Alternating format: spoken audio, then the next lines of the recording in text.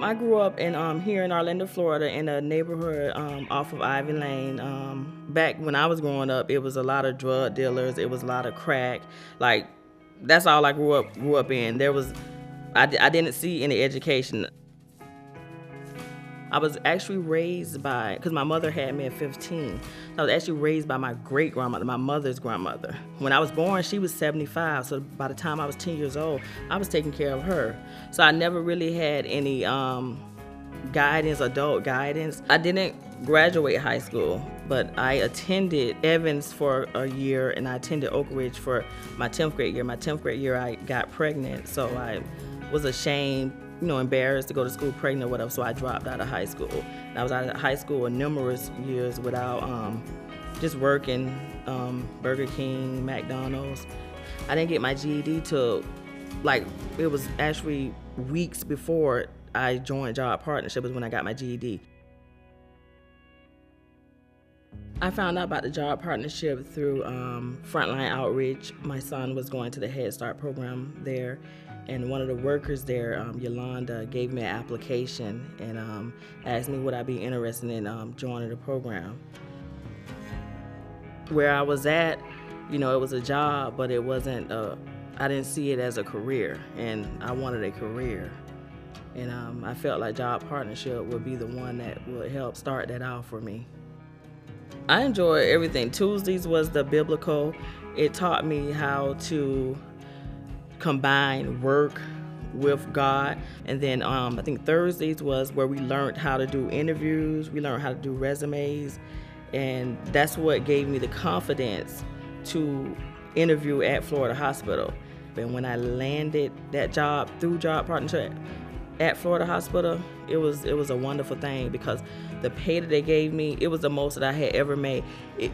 It wasn't a lot, but it was a lot more than I had been making. I was used to making $7 an hour. I think they gave me like $10.90 an hour. I mean, back then that was a lot for me. After I did the patient care tech for a few years, I started doing my prerequisite. It was hard even doing my prerequisites because I had the kids, I had to work, and at the same time, I was in an abusive relationship, a very abusive relationship. He would beat me for even trying to go to school. Once I tried, I said, I'm going to school for you, for my kids. So that was a beating. So every time he would see me try to better myself, he would do everything in his power to bring me back down. The lowest point is when I had a gun put inside my mouth, and he was like, you know what, right now I'm in control of your life and I could blow your brains out right now. So I'm like, you know what, I can't deal with this, because every day that I was with him, I didn't know that if I would be living. I said, is this the day that I'm gonna die? And I didn't want to be without my children. I wanted to leave before them, and I was scared.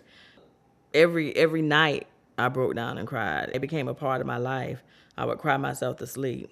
It became a part of my life. I would turn my back. I slept with him in the bed, but I would turn my back and just say, God, it got to be something. I know that this is not the life you've chosen for me. I know there's something better. I'm a good person.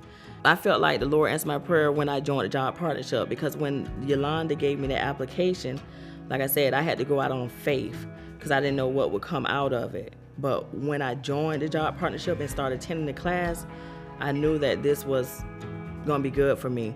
And I felt like anything that's dealing with God, any type of program that's dealing with God, it has to be good that's going to come out of it. My future is a lot different from my family. My children seeing me being determined, going to school, and not even going to school as a young girl, as a non-traditional student, but they seen the hard work and dedication that it took, that made them want to do it. My oldest son, at first when I was going, he was getting in trouble in middle school. I would be at the school every week. But then once he seen me starting to do more and stay focused and wanting to have more, he straightened up. And now he's a pharmacist in Tallahassee, Florida. And that goes the same for my other two children, Michael and Michaela. Because had I not done this, went to school or changed my career path, had I stayed into drugs, stayed into alcohol, that's all they would have known. So by me straightening up my life, I was able to be a role model for them and say, this is how it's supposed to be. This is, a good thing, what I'm doing. It's just like so many doors open since when I joined that program.